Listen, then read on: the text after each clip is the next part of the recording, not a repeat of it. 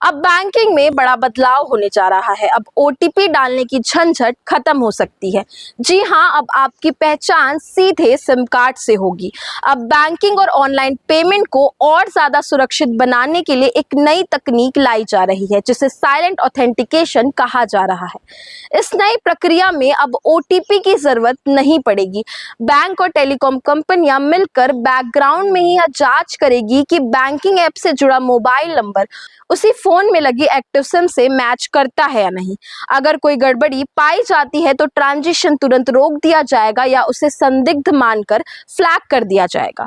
इस तकनीक का सबसे बड़ा फायदा यह होगा कि सिम क्लोनिंग और ई सिम फ्रॉड जैसे मामलों पर रोक लगाई जा सकेगी, जो आजकल ऑनलाइन ठगी का बड़ा कारण बन रहे हैं।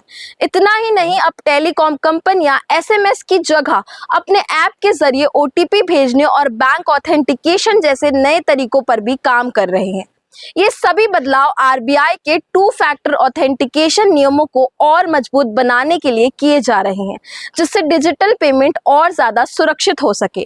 तो अब साफ है कि आने वाले समय में ओटीपी की जगह नई तकनीक ले सकती है, जिससे आपका बैंकिंग अनुभव और भी आसान और सुरक्षित हो जाएगा।